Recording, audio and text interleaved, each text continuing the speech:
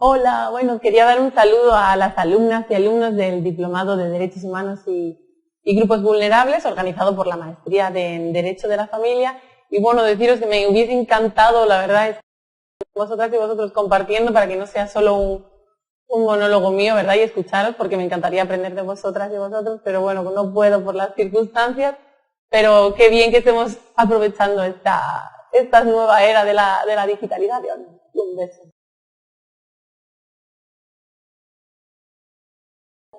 Hola, ¿qué tal? Bienvenidas y bienvenidos. Bueno, me voy a presentar yo primero. Soy Mirta Sánchez Carrera, vengo de España.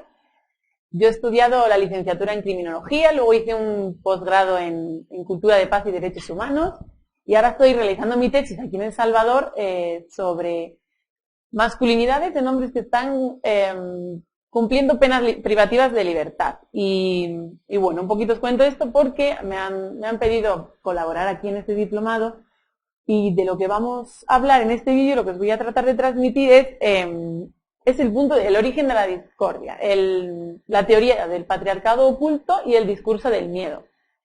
¿Qué tiene que ver esto con el tema de este diplomado, verdad? Bueno, pues como os comentó ya mi compañera en la primera sesión del diplomado, tras cada texto jurídico se esconde una cultura, ¿verdad? Cada texto jurídico está basado en una realidad que a veces no es tan visible a simple vista, ¿verdad? Y por eso vamos a hablar del patriarcado y, bueno, obviamente, si cualquiera que esté aquí sepa un poco de género y de estudios de género, de teorías feministas, sabrá que unido a la palabra patriarcado, inevitablemente tenemos que hablar de feminismo y de androcentrismo. Pero bueno, para quien no sepa, ya lo iré explicando a lo largo de esta sesión. Y para empezar os voy a leer una cita seguro que le conocéis, a Eduardo Galeano, que me parece perfecta para introducir el tema, y dice así: si Eva hubiera escrito el Génesis, ¿cómo sería la primera noche de amor del género humano? Eva hubiera empezado por aclarar que ella no nació de ninguna costilla, ni conoció a ninguna serpiente, ni ofreció manzanas a nadie, y que Dios nunca le dijo que parirás con dolor y tu marido te dominará. Que todas esas historias son puras mentiras que Adán contó a la prensa. Este extracto está sacado del libro de Patas arriba, de Eduardo Galeano. Y bueno, luego iré hilando un poco más de por qué os he leído este fragmento, ¿verdad? Entonces, vamos a comenzar con aquello que os contaba de la cultura que subyace, ¿no?, a los textos jurídicos. Y para empezar a comentar esto, me voy a centrar en el principio más fundamental, ¿verdad? En el principio de igualdad de los derechos humanos, que no está más decir que la principal contribución, ¿verdad?, fueron los movimientos de mujeres para esta convención. Bien, en la Convención de los Derechos Humanos este principio está recogido en dos artículos, ¿verdad? Que son el primero: todos los seres humanos nacen libres e iguales en dignidad y derechos, y dotados como están de razón y conciencia, deben comportarse fraternalmente los unos con los otros. Toda persona, este ya es el segundo, toda persona tiene todos los derechos y libertades proclamados en esta declaración, sin distinción alguna de raza, color, sexo, religión, opinión política o de cualquier otra índole, origen nacional o social, posición económica, nacimiento o cualquier otra condición. Pero este principio de igualdad que recogen, como vamos a ver, y hemos dicho, está enraizado en un sistema cultural, ¿no?, de relaciones interpersonales que, cómo no, condicionan a cómo entendemos nosotras y nosotros la palabra o el concepto de igualdad. Este concepto no se ha concebido desde el principio de la historia, ¿verdad?, igual, porque es un concepto histórico, cambiante, no es inamovible. Y también ha dependido mucho de las corrientes de pensamiento, de las luchas de diversos movimientos sociales, como lo que os comentaba antes de las luchas feministas, que, como os decía, ha sido el que más importantes, quizá, avances ha dotado a este principio, ¿verdad? No sé si os acordáis de Olympe de Gouges en el contexto de la Revolución Francesa, que ella, bueno, la declaración del hombre y del ciudadano, ¿no? Ella lo que dijo fue, bueno, ¿por qué esta declaración, no? Yo no me siento identificada con esta declaración, puesto que solo se refiere al hombre. ¿Y qué hizo Olympique? Parafraseó cada artículo poniendo en lugar de hombre, puso mujer. Esto es algo que no se suele estudiar, por lo menos en mi país, en España, de donde vengo, en las clases de historia, a Olympe de Gouges no se la suele mencionar, y sin embargo es sumamente importante. Pero como vamos a ver en el transcurso de este vídeo, a las mujeres o a las lideresas se las ha excluido del discurso principal y hegemónico, ¿verdad? Vale, como ya he pronunciado varias veces la palabra feminismo, y creo que, bueno, creo no, es un hecho que no solo aquí en este país, en El Salvador, en España también y toda Europa se está empezando a devaluarse, ¿verdad? A utilizarse de una manera peyorativa y negativa. Si alguien es feminista, se alude a que se quiere ser superior al hombre. Bueno, pues os voy a leer una definición de una autora que se llama Carmen Castell, que define el feminismo como lo relativo a todas aquellas personas y grupos, reflexiones y actuaciones orientadas a acabar con la subordinación, desigualdad y opresión de las mujeres, y por tanto lograr su emancipación y la construcción de una sociedad en que ya no tenga cabida la discriminación por razón de sexo y género.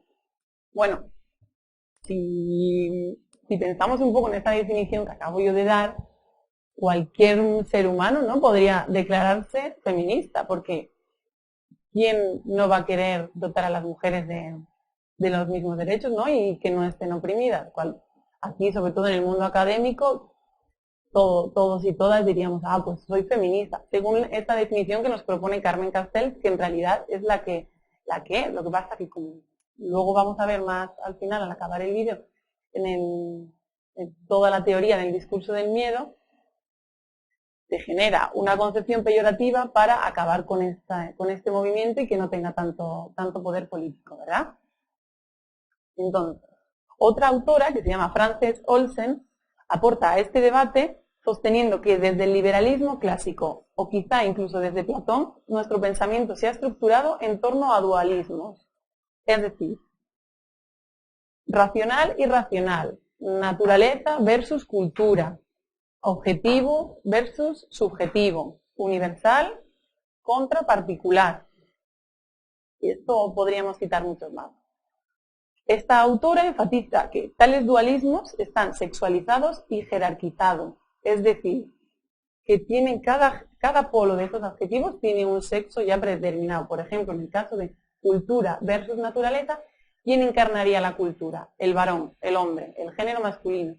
Y la naturaleza, podemos pensar que es porque las mujeres tenemos la capacidad de traer niños al mundo, ¿verdad? Y niñas.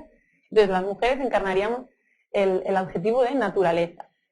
Otro más sencillo y que se ve muy claro en esta dicotomía de racional versus irracional. ¿Quién se suele decir que es el cabeza de familia? ¿Quién se suele decir que es el que manda en el hogar, verdad? La racionalidad, ¿quién la posee? El hombre, es la cabeza pensante. Y la mujer, por lo tanto, sería la irracional, la que las mujeres nos dejamos llevar más por nuestros impulsos, ¿no? Por nuestro corazón, el cariño que sentimos hacia nuestros prójimos nos desborda y somos cariñosas, pero no pensamos con la cabeza, pensamos con el amor. Esto sería un ejemplo bastante obvio, ¿verdad?, para verlo. ¿Y cuál es el problema de esta dicotomía en los adjetivos? Que a uno se le otorga más valor o más privilegios que a otro. ¿Qué está mejor visto? ¿Ser racional o irracional socialmente? La racionalidad es un valor positivo y la racionalidad es un valor negativo. La cultura o la naturaleza en este sistema capitalista que vivimos, ¿no? Está mejor capitalista que explotamos el medio ambiente. Por lo tanto, la naturaleza está devaluada, la naturaleza como valor femenino, y la cultura está hipervalorada, está legitimada socialmente y está mucho más valorada. Entonces, el hombre, aquí también se ve que el hombre está mejor visto y la mujer desvalorizada. Ahora os voy a citar a Alda Facio, que no sé si la conoceréis aquí en este campo de ciencias jurídicas, supongo que sí, que dice, el que se atribuyan características dicotómicas a cada uno de los sexos, tal vez no sería tan grave si las características con las que se define a uno y a otro sexo no gozaran de distinto valor, no legitimaran la subordinación del sexo femenino y no construyeran lo masculino como referente de todo lo humano. Dice Alda que se construye lo masculino como el genérico humano, ¿no? Como la norma. La norma es lo masculino. Y esto no es algo que las feministas estén inventando. O sea, yo como feminista tampoco. Simplemente si, por ejemplo, nos metemos en Internet y nos metemos a la Real Academia de la Lengua Española, de nuestro idioma, ¿verdad? Y ponemos lo que significa hombre, veremos que la primera acepción de la palabra hombre es ser humano racional, varón o mujer. Si ponemos mujer en la RAE, aparece en la primera concepción persona del sexo femenino. En ningún momento aparece la palabra racional. ¿Esto qué nos está creando? Nos está creando la cultura de la infravaloración de la mujer también, y es la misma RAE, una instancia muy valorada socialmente, la que nos lo está inculcando, y lo vemos, sin embargo, todas como normal. Entonces, poco a poco empezamos a criticar y a ver los problemas de estos, pues ya podremos construir otra definición. También dice Alda que cuando el hombre es el modelo de ser humano, todas las instituciones creadas socialmente responden solamente a las necesidades sentidas por el varón. Y aquí es donde entraría en los textos jurídicos, ¿no? Como dice Alda, el texto jurídico respondería a intereses masculinos.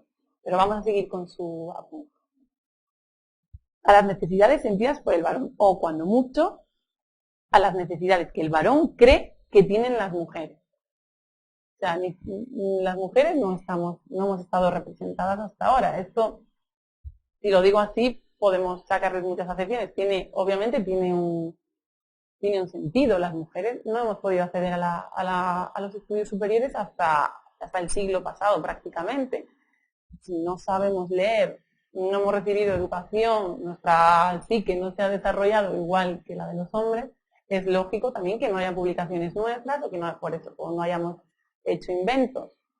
Eso es una de las razones.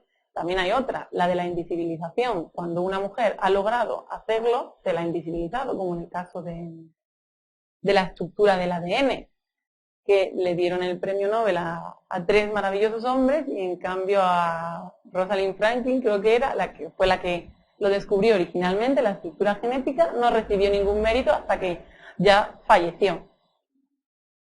Bien, cuando el hombre es sentido, seguimos con la cita de Alda, cuando el hombre es sentido como representante de la humanidad todos los estudios, análisis, investigaciones, narraciones y propuestas se enfocan desde la perspectiva masculina únicamente, pero esta no es sentida como una perspectiva masculina, sino como una no perspectiva, como un hecho totalmente objetivo, universal, imparcial. Es decir, se toma la realidad del hombre, del género masculino, como si fuera la universal, dejando a un lado la feminidad.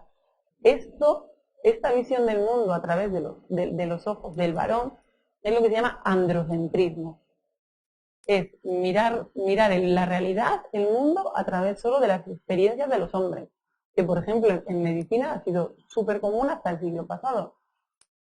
De hecho, la sexualidad femenina aún sigue estudiándose, porque la sexualidad femenina no existía prácticamente, solo era para procrear, ¿verdad?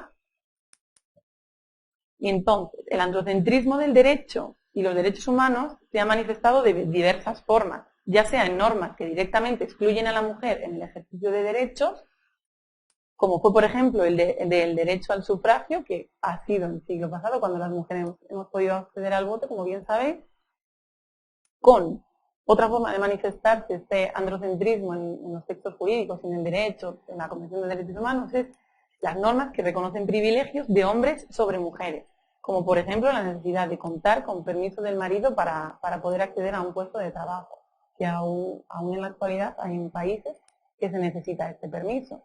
O como seguramente habéis oído, las mujeres no pueden conducir en Arabia Saudí.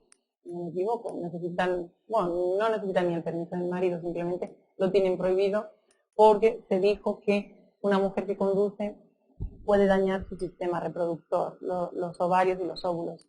Hay gente que se lo creerá, pero bueno. Otra manifestación son las normas aparentemente protectoras de la mujer que en la práctica la discriminan, como por ejemplo la prohibición de que la mujer trabaje en turnos de noche. Esta norma se hace con la finalidad supuestamente de proteger a la mujer, pero en realidad lo que están haciendo es oprimirnos, porque a lo mejor una mujer necesita de los recursos económicos, ¿no? Y para acceder a esos recursos económicos lo que necesita es trabajar en ese puesto de noche porque el salario es mayor. Luego, otra manifestación es el silencio que hasta hace una década mantuvo la normativa respecto a problemas que afectan directamente a las mujeres, como la violencia doméstica, que estaba totalmente permitida en el ordenamiento jurídico. Si un marido pegase a la mujer, era legítimo. ¿Por qué? Porque el cabeza de familia el poder le tenía el marido, ¿verdad? Y las normas que penalizan el aborto. Yo sé que esto es un tema un poco complicado aquí en el país. Pero bueno, eso sería para otro vídeo. Y otra manifestación, por ejemplo, por citar, sería la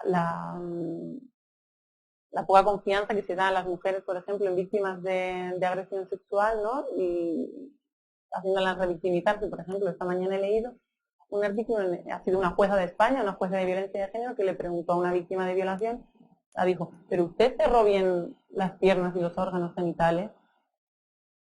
Eso sería revictimizar, ¿no? Y un sistema jurídico enraizado en una cultura machista y patriarcal. El patriarcal, vamos a ver luego lo que significa y lo que es.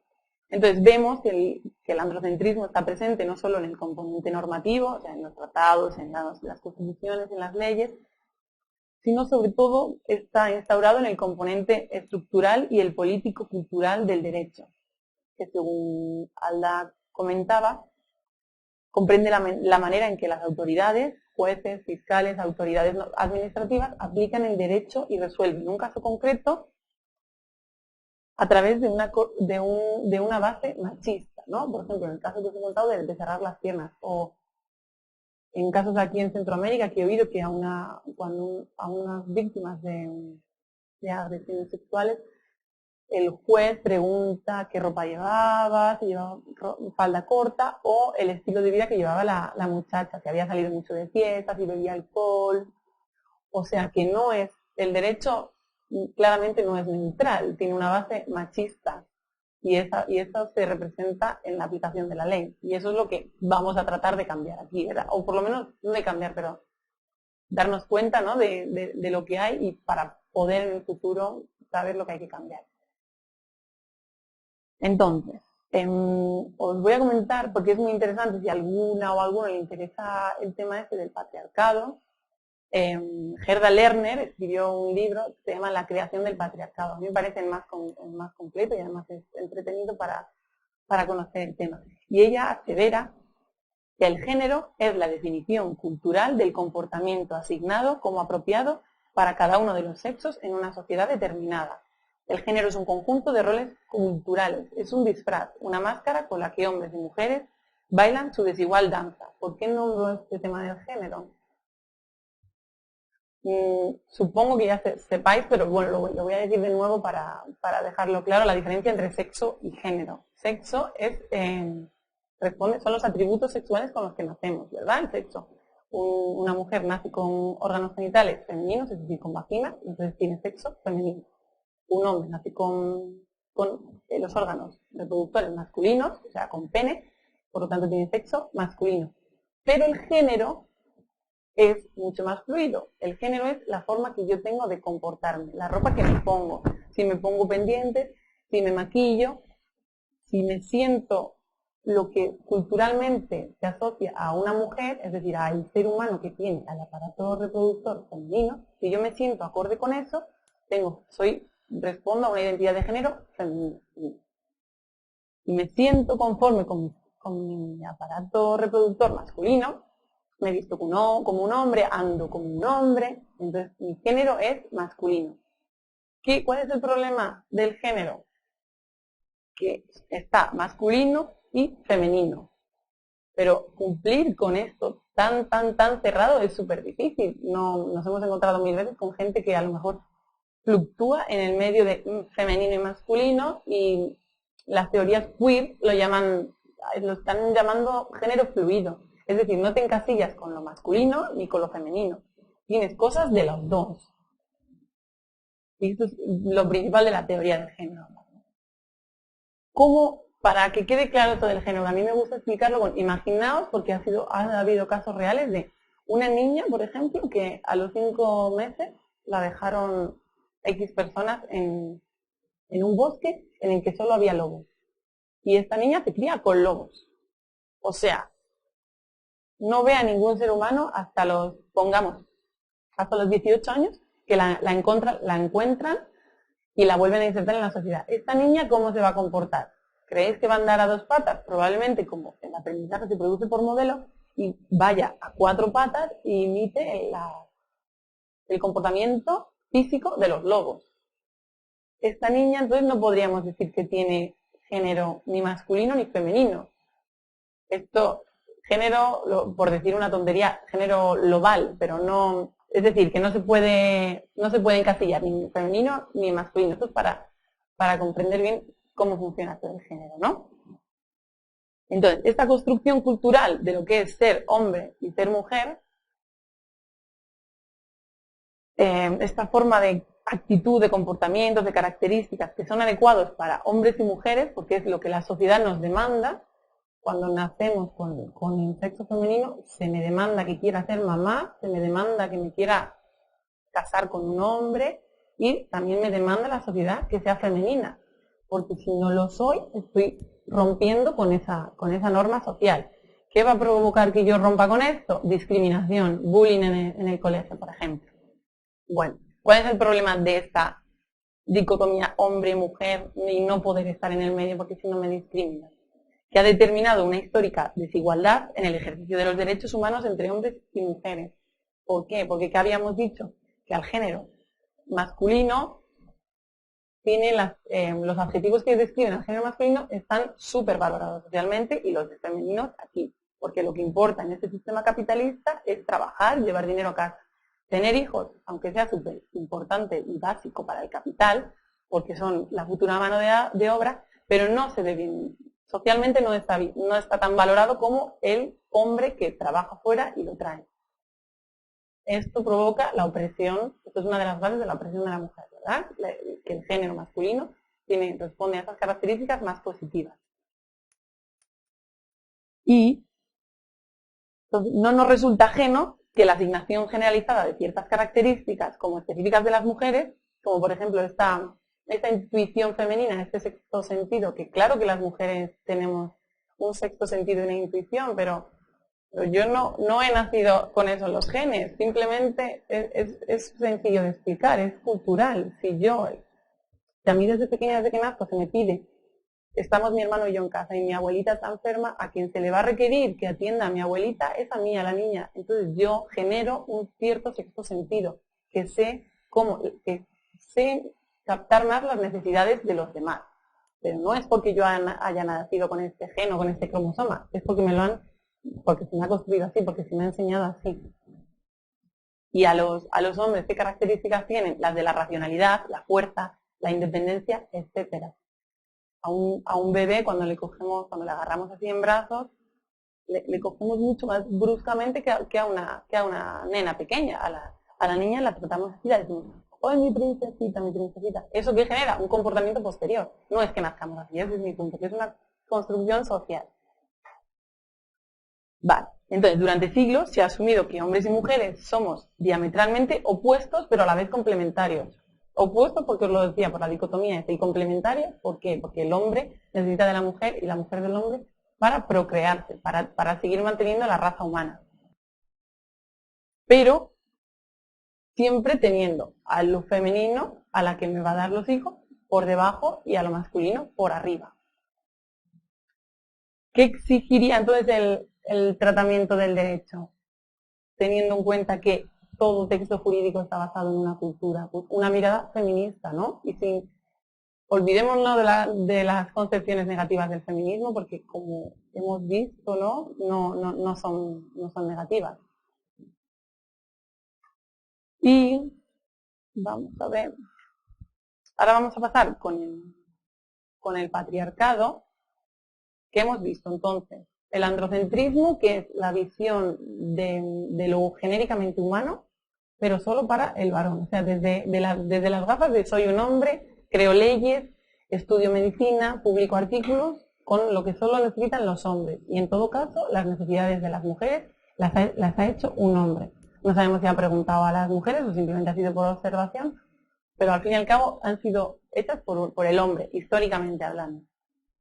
Entonces, el androcentrismo se basaría en el patriarcado, o se alimentaría del patriarcado, o el patriarcado del androcentrismo. No quiero establecer una categoría más amplia que otra, pero voy a definir el patriarcado. El patriarcado es, digamos, como el sistema de gobierno, que ostenta el poder, es el poder es el pater, el padre, él es el cabeza de familia.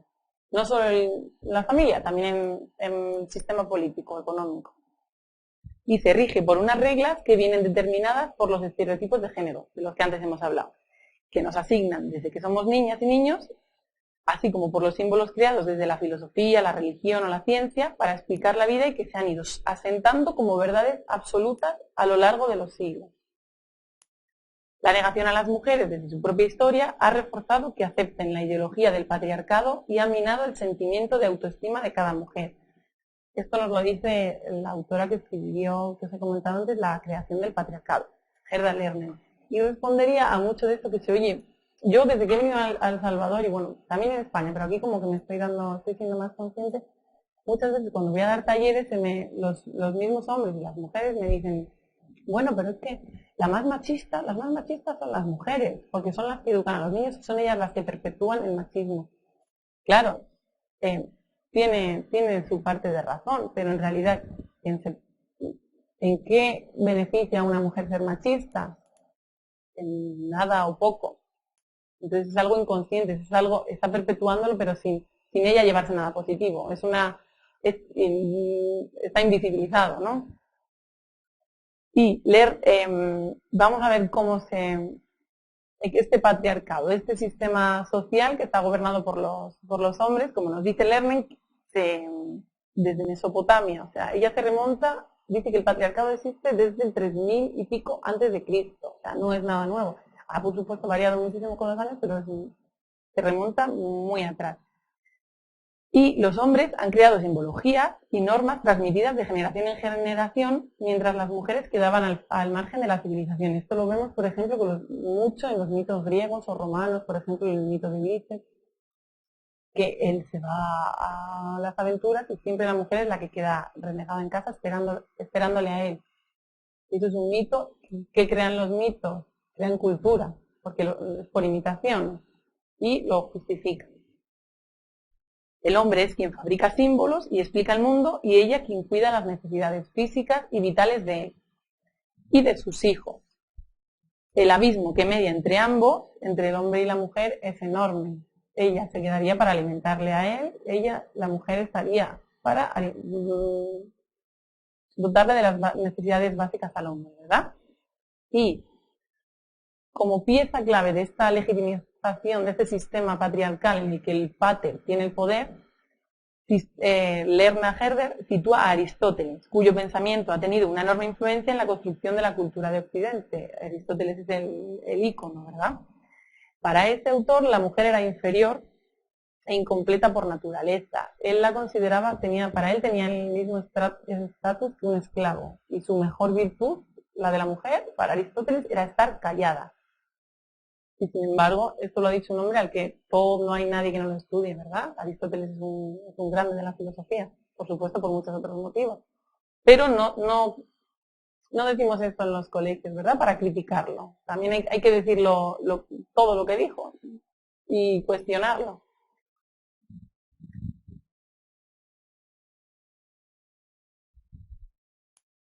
Va a dar una definición de la misma autora de patriarcado, así más científica o textual. Lerner define el patriarcado como la manifestación e institucionalización del dominio masculino sobre las mujeres y niños y niñas de la familia y la ampliación de ese dominio sobre las mujeres en la sociedad en general.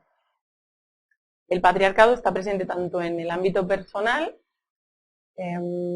personal se refiere como en casa, ¿no? Cuando vemos que el padre es el que tiene la última palabra, el que dice si pueden comprar algo o no, o quien da la última palabra para ver si el hijo puede salir de fiesta, por ejemplo, siempre suele ser que la mamá dice, pregúntaselo a tu padre, y la última palabra la tiene el papá, ¿verdad?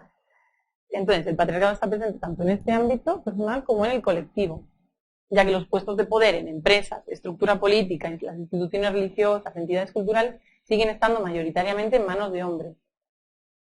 Esto, el año pasado en el sínodo sobre los derechos, o sea, sobre la familia en Roma, ¿no? Se veía un montón de religiosos hablando sobre la familia, que se supone que la familia es las encargadas de la familia, ¿no? Y de perpetuar y de alimentar a la familia, alimentar para hacerla crecer, quiero decir, somos las mujeres, sin embargo, en esta cúpula religiosa solo hablan hombres de ella.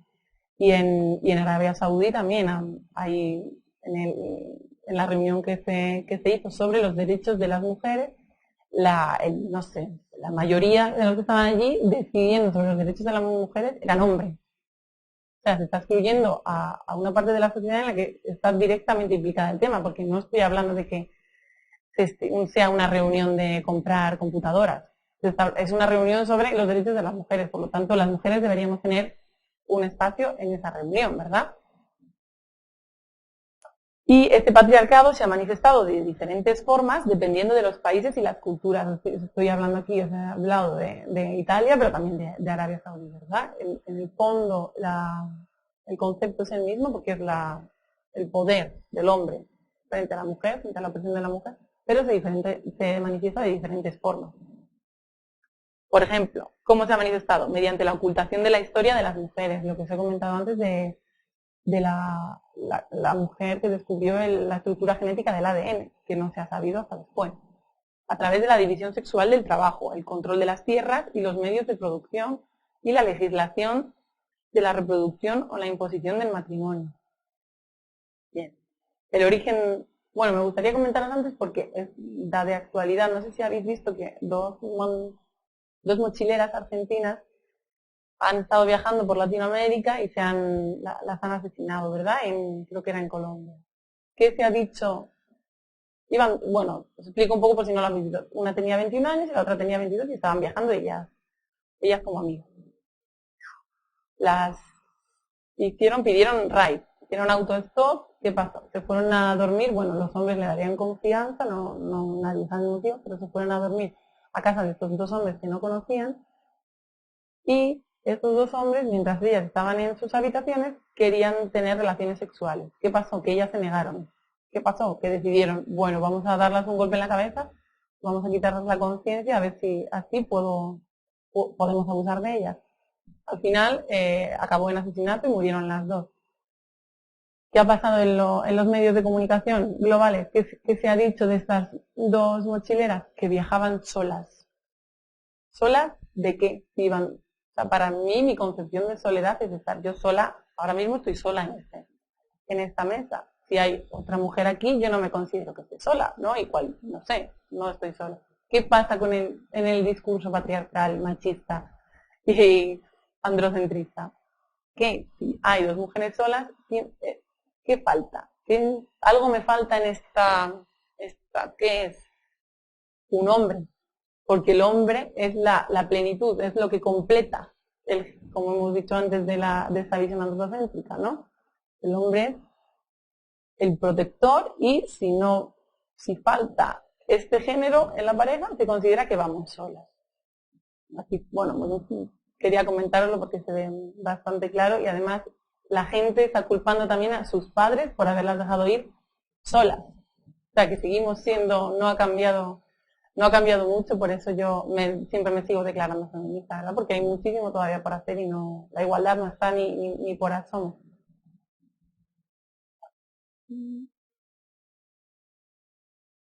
Tenía preparado el origen del patriarcado, pero bueno, yo creo que se ha entendido ya bien y como os voy a dar bibliografía para que si a quien más me interese que lo busque, Voy a pasar a una reflexión para terminar con esto del patriarcado. ¿Se puede cambiar el patriarcado? Claro que sí. Vemos que, como dice Lerner, lleva desde el año 3300 antes de Cristo, pero como está basada en una división de géneros, estos géneros hemos dicho que no son fijos, que son una construcción social. Entonces, si cambiamos esta supervaloración del género masculino y dotamos de igual valoración social, ¿no?, que tengan las mismas cualidades positivas los dos, se puede llegar a tener unas sociedades más igualitarias con el cambio de estos roles o de estereotipos de género. ¿En qué repercute también que sea una sociedad igualitaria? En que el derecho y los textos jurídicos también recogerán esta cultura igualitaria, ¿verdad? Bien. Os voy a dar 4 autoras, creo que son para quien esté interesado. Yo os he hablado de Gerda Lerner todo el rato, que es con el libro La creación del patriarcado. Luego también tenemos a Carol Pateman con su libro El contrato social. Está también Kate Millett con La política sexual, que es uno de los grandes tratados del feminismo radical. Cuando escuchamos la palabra radical parece que es horrible, ¿verdad? Pero si atendemos etimológicamente a la palabra radical, y quiero recalcar esto, radical significa raíz. O sea, ser radical, aunque desde los medios de comunicación, los políticos se nos diga que ser radical es malo, es ser un extremista, debemos ser conscientes de que ser radical, si quiero cambiar algo, para cambiar algo tengo que ir a la raíz. Por lo tanto, yo me considero radical, porque no se puede cambiar las cosas solo superficialmente, o atacamos hasta la raíz o no conseguimos nada.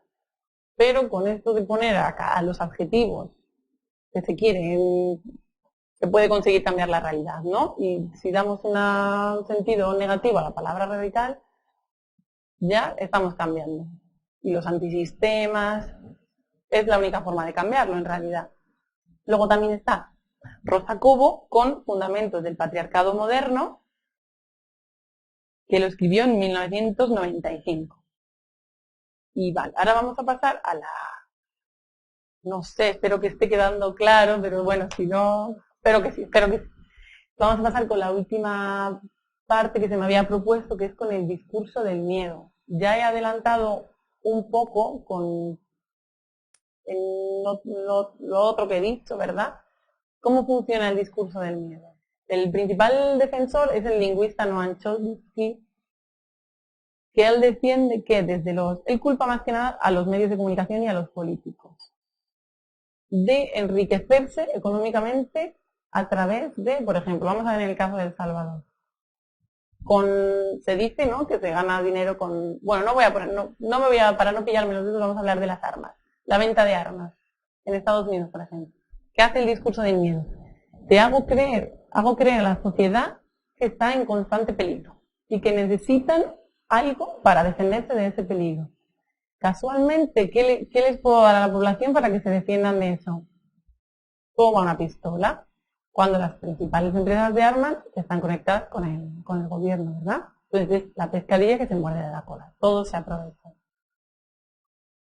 Vale, para llevarlo al tema del género, por ejemplo, no sé si habéis oído hablar de la cultura de la violación. ¿Cómo funciona este discurso del miedo con las mujeres? Yo, cuando salgo a la calle, si salgo a la calle a las 2 de la mañana, ya sé que estoy corriendo un riesgo y puede que me violen. Pero aún así, lo voy a hacer. ¿Qué pasa? Yo puedo hacerlo porque, bueno, prefiero arriesgarme y prefiero no hacer caso, pero lo normal es que la mayoría de la población femenina respondan a ese miedo que se ha instaurado desde, no solo de los medios de comunicación, también las investigaciones, ¿no? Cuando le dan más, por ejemplo, vemos el telediario, el noticiero, y la noticia de una violación tiene una repercusión increíble porque da como morbo, ¿no? Esa violación se repite durante el día 20 veces. ¿Qué hace? Claro, mi madre tiene un miedo horrible a que yo salga por la noche. ¿Por qué? Porque lo está viendo en la televisión. Pero ese miedo está proporcionalmente relacionado al nivel de violaciones que ocurren en el país? ¿O se me está instaurando ese miedo para que no salga de casa y no ejerza como una mujer libre? Y así perpetuamos este patriarcado. Así actuaría el discurso del miedo en este caso. También, con el caso, para seguir con el género, seguro que habéis oído, o incluso muchos y muchas habréis llamado a las feministas feminazis. Esto también es para alimentar este patriarcado, porque si tenemos un grupo de mujeres que están luchando por el reconocimiento de derechos iguales que a los hombres, o de los derechos intrínsecos como personas, que no tenemos por qué igualarnos, ¿no? Y hay una serie de personas, se produce un contradiscurso que dicen, estas feministas lo que quieren es sentirse superiores. Vamos a calificarlas como vamos a ponerles el adjetivo nazi después, que es una barbaridad, pero ha calado muchísimo en la sociedad y a la gente como que le gusta decirlo, ¿no? Como que, y a las feministas a veces nos ofende hasta que no hagamos conciencia y digamos, no, me lo voy a apropiar y que sea positivo, pero sí ha calado y ha llegado hondo. ¿Y qué pasa también con la homofobia? También se actúa igual. ¿Por qué se nos impone esta heteronormatividad? Uno de los motivos, por ejemplo, el otro día vi que un pastor dijo que habría que tener cuidado con los hombres que se meten en la cocina porque pueden convertirse en gays. Este miedo, claro, cuidado, no voy a dejar a mi niño que se meta en la cocina a ver si va a ser homosexual. ¿Es un miedo real? ¿Es un miedo fundado? ¿Es un miedo inventado? Por supuesto que es inventado, no tiene nada que ver que un hombre cocine con que se convierta en gay. Sin embargo, ese discurso va calando en la sociedad y lo vamos legitimando y se va perpetuando. Y lo mismo pasa con la transfobia, con los transexuales. ¿Por qué? Porque lo que se pretende es mantener ese esquema de patriarcado y que no se mueva porque ha funcionado muy bien para los hombres. ¿Por qué digo para los hombres? Porque ¿quién tiene el poder mundial en las sociedades? El hombre. Entonces, está bien así, no compensa cambiarlo, vamos a dejarlo así. Y bueno, voy a ir actuando ya. Voy a acabar ya con este discurso del miedo y como conclusión, como estamos en un diplomado de Derecho, ¿verdad? Me rescataría que, vale, el derecho está funcionando o ha funcionado como herramienta para la opresión de las mujeres. O sea, el derecho sirve como herramienta para oprimir, pero también se puede utilizar para lo contrario, para empoderar a las mujeres y cambiar una realidad. Podemos cambiar primero el patriarcado o cambiar el derecho. Las dos se van a nutrir la una de la otra. Y bueno, muchas gracias. Espero que haya ido bien.